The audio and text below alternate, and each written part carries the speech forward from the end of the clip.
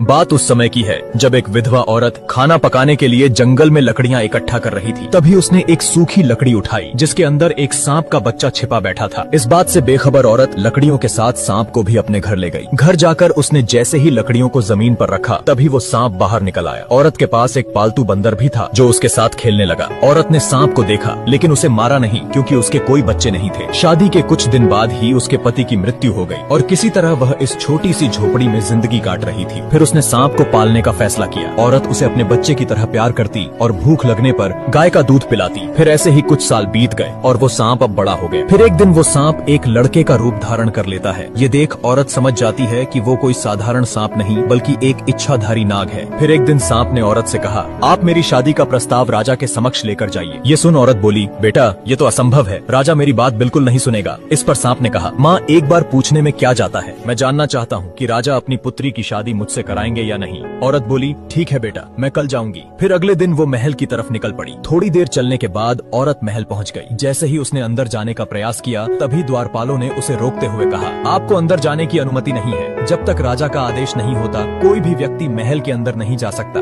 औरत बोली, बेटा राजा से बहुत जरूरी बात करनी है, कृपया करके मुझे जाने दे। उसके बार बार आग्रह करने पर द्वारपालों ने उसे महल के अंदर जाने दिया। औरत राजा के पास गई और कहा, मैं अपने बेटे के लिए आपकी पुत्री का हाथ मांगने आई हूँ और मैं ये भी पहले ही सुनिश्चित कर देती हूँ कि मेरा बेटा एक सांप है महाराज। ये सुनते ही राजा क्रोधित हो उठा। फिर सैनिकों ने औरत को घसीटते हुए ले जाकर महल से बाहर फेंक दिया। फिर वह दर्द के मारे कराहने लगी क्योंकि उसका एक हाथ टूट गया था। अब वो खुद को संभालते हुए किसी तरह घर लौटी और सांप बेटे को महल में हुई घटना के बारे में बताया। फिर उसने कहा, माँ तुम अपने हाथ की चिंता मत करो। तभी उसने मणि प्रकट की और बोला, मेरी माँ का हाथ अभी ठीक हो जाए। इतना कहते ही औरत का टूटा हुआ हाथ बिल्कुल पहले जैसा ठीक हो गया। सांप ने अगले दिन भी औरत को महल भेजा। इस बार भी राजा के सिपाही उसे महल से बाहर फेंक देते हैं। वो फिर एक बार जलील होकर और शरीर पर चोट लिए वापस घर लौट जाती है। इस बार भी सांप बेटे ने उसे ठीक कर दिया और एक बार फिर से औरत को महल जाकर राजा से शादी की बात करने के लिए कहा। वो घबरा गई और बोली, बेटे मैं बार बार जलील होने नहीं जा सकती और साथ ही मार पड़ती है सो अलग। माँ बस ये आखिरी बार आप चले जाइए, इसके बाद मैं दोबारा नहीं बोलूंगा जाने को। औरत फिर से एक बार राजा से कहती है, महाराज यहाँ आना मेरी मजबूरी है, बस आखिरी बार मैं आपसे पूछ रही हूँ, क्या राजकुमारी की शादी मेरे सांप बेटे से कराएंगे? फिर राजा ने कुछ देर विचार किया और मुस्कुराते हुए बोला, अगर राजकुमारी को ले जाना है तो अपने बेटे से कह देना, आज से ठीक 2 दिन बाद तुम्हारी झोपड़ी की जगह वहाँ एक विशाल महल होना चाहिए जो हमारे महल से साफ नजर आए और उस महल के सामने 1000 हाथी और 400 घोड़े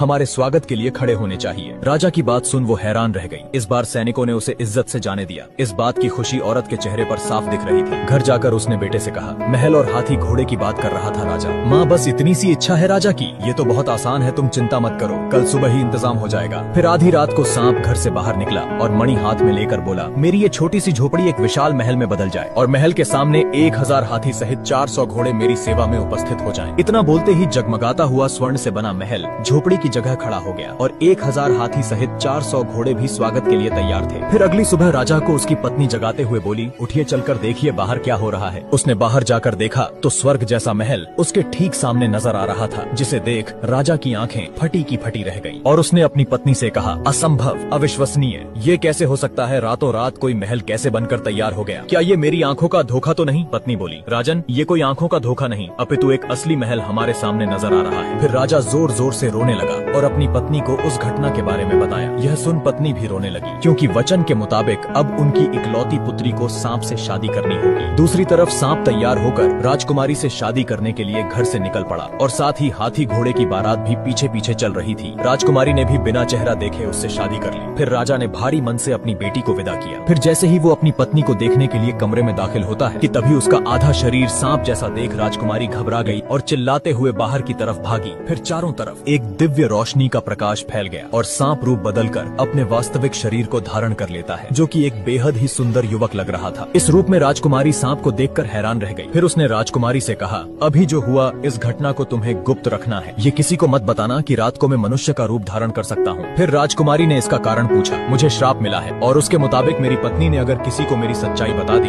तो मुझे किसी अज्ञात जगह पर कैद कर दिया जाएगा और मैं इस संसार से हमेशा के लिए गायब हो जाऊंगा। राजकुमारी सहमति जताते हुए कहती है, ठीक है, मैं ये बात किसी को नहीं कहूंगी, मगर मैं तुम्हें किस नाम से पुकारूं? देव, देव नाम है मेरा, तुम मुझे इसी नाम से बुलाना। इधर राजा को अपनी बेटी की चिंता हो रही थी तो उसने एक सैनिक से कहा, जाओ और बिना किसी की नजर में आए मेरी बेटी का पता लगाओ, वो ठीक है या नहीं, कहीं उस सांप ने मेरी फूलों सी नाजुक बेटी को कोई नुकसान तो नहीं पहुंचाया। फिर अगले दिन सैनिक सांप के महल में चुपचाप घुस जाता है और जब उसने छुप कर देखा तो राजकुमारी उसे ठीक हालत में नजर आई। फिर वो महल जाकर राजा और रानी से कहता है, राजन आप चिंता न करें, राजकुमारी वहाँ बिल्कुल ठीक है। राजा को तनिक भी उम्मीद नहीं थी कि ये सुनने को मिलेगा और वो अभी भी संतुष्ट नहीं था। अब 2 दिन बाद राजा ने एक पत्र लिखा जिसमें वो अपने सांप दामाद और बेटी को भोज के लिए आमंत्रित करता है। जब राजकुमारी अपने पति के साथ मायके आती है तब माँ ने इशारों में कहा, मेरी बच्ची हमने बहुत गलत किया है तुम्हारे साथ, तुम्हें कितना दुख झेलना पड़ रहा है हमारी वजह से। माँ ये आप क्या कह रही हैं? मैं अपने पति के साथ बहुत खुश हूँ, बल्कि ये तो मेरा सौभाग्य है कि मुझे ऐसा जीवन साथी मिला। अब 1 महीना बीत गया और नगर में एक व्यापारी के घर शादी थी। उसने राजा और राजकुमारी को समारोह में आमंत्रित किया तो सांप ने कहा, मेरी प्यारी पत्नी तुम पहले जाओ, मैं सूरज ढलते ही इंसानी रूप में वहाँ आ जाऊंगा। मैं तुम्हें फिर से याद दिला दूं,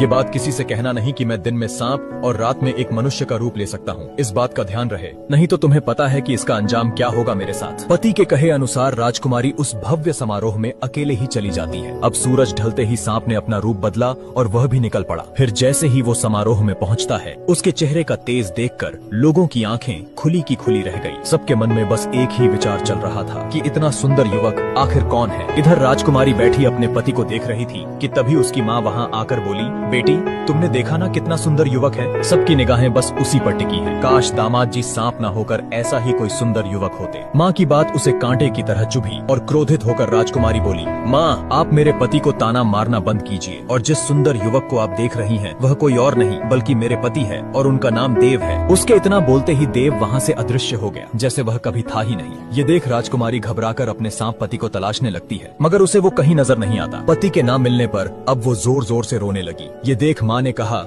मेरी बच्ची तुम रो क्यों रही हो? आखिर ऐसा क्या हो गया? मुझसे बहुत बड़ी भूल हो गई माँ, जो मैंने आपको उनकी सच्चाई बता दी, मगर अब कुछ नहीं हो सकता। मेरे पति मुझे छोड़कर हमेशा के लिए जा चुके। बेटी फिर तो ये सारा दोष मेरा है, न मैं दामाद जी की बुराई करती और न तुझे कुछ कहना पड़ता। राजकुमारी बोली, मैं अपने पति से बहुत प्यार करती हूँ, चाहे वो कहीं भी हो, मुझे उन्हें ढूंढना ही होगा। फिर अगली सुबह राजकुमारी सफर के लिए जरूरी सामान लेकर पति की तलाश करने घर से निकल पड़ी। अब 4 दिन हो गए राजकुमारी भूखी प्यासी बिना रुके चलती रही। जंगल में न जानवरों का डर न कमजोर शरीर उसके इरादे को तोड़ पाया। थकान से चूर हुई वो एक जंगल से गुजर रही थी कि तभी उसके सामने एक बूढ़ा व्यक्ति आया और कहा, तुम्हें उत्तर दिशा में जाना चाहिए, वहाँ तुम्हें इंद्रदेव मिलेंगे, अब वही तुम्हारे पति के बारे में कुछ बता पाएंगे। राजकुमारी उत्तर दिशा की तरफ चल पड़ी और कुछ देर चलने के बाद वो इंद्रदेव के पास पहुँच गयी। फिर उनसे पूछा, हे प्रभु मैं अपने खोए पति को ढूंढ रही हूँ, क्या आप जानते हैं कि वो मुझे कहाँ मिलेंगे? यहाँ से थोड़ी दूरी पर समुद्र है, वहाँ जाकर समुद्र के देवता वरुण देव से पूछना, मुझे पूरा विश्वास है उन्हें जरूर मालूम होगा कि तुम्हारे पति कहाँ हैं। अब राजकुमारी समुद्र की दिशा में चलने लगी। क्या जंगल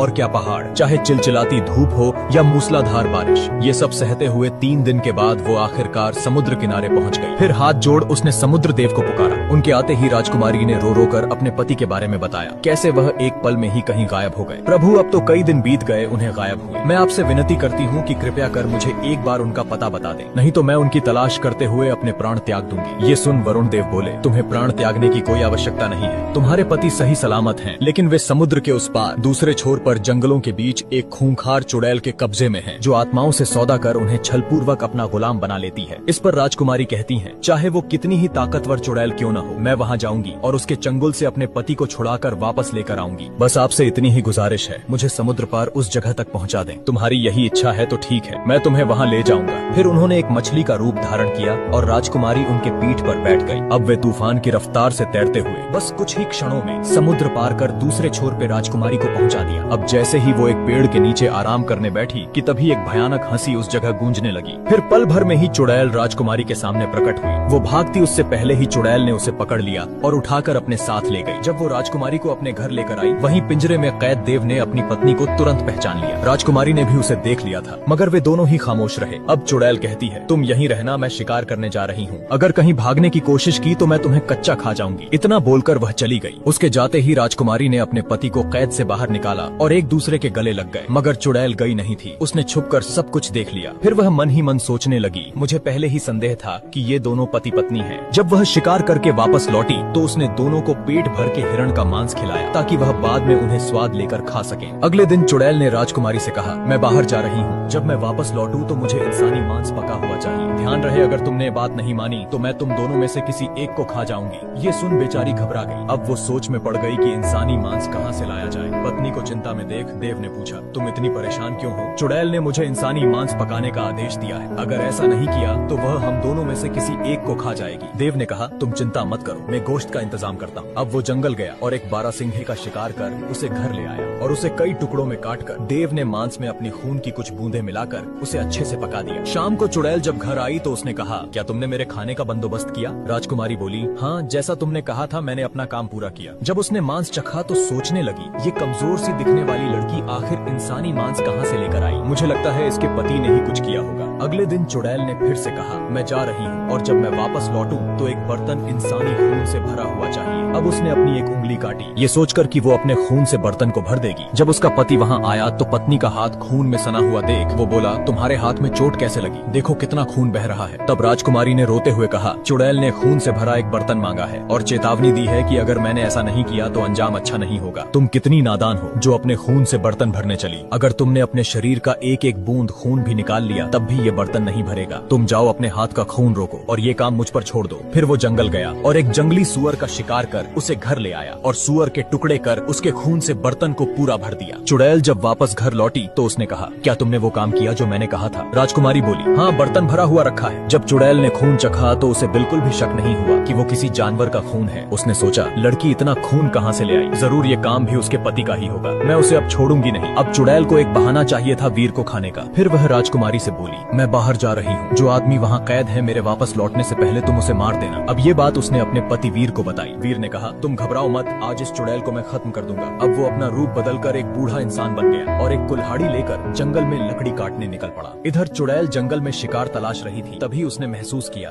कि कोई इंसान आस पास ही है और उसकी गंध का पीछा करते हुए वह बूढ़े वीर तक आ पहुंची और उसके पास जाकर बोली, ए बूढ़े इंसान, तुझे डर नहीं लग रहा जो तू मेरे जंगल से लकड़ियाँ काटने की गुस्ताखी कर रहा है? इसके लिए मुझे क्षमा करे, मैं तो बस एक जवान लड़के के लिए ताबूत बना रहा हूँ। चुड़ैल ने पूछा, आखिर कौन था वो जिसकी मृत्यु हुई? था एक नौजवान जिसकी पत्नी ने ही उसे चाकू से मार दिया। ये सुनकर चुड़ैल बहुत खुश हुई। उसने सोचा, आखिर लड़की ने खुद की जान बचाने के लिए अपने पति को मार दिया। लगता है मुझसे गलती हो गई, ये ताबूत मैंने उसके कद से छोटा बना दिया, अब मुझे दूसरा बनाना पड़ेगा। तभी चुड़ैल बोली, मैं इसमें लेट कर देखती हूँ क्योंकि वो मेरे ही कद का था, मैं उसे जानती थी। जैसे ही वो उसमें लेटी, वीर ने तुरंत ताबूत को बंद कर उसमें आग लगा दी। देखते ही देखते चुड़ैल ताबूत के साथ जलकर भस्म हो गई। अब वीर श्राप से मुक्त होकर अपनी पत्नी के साथ वहाँ से चला गया।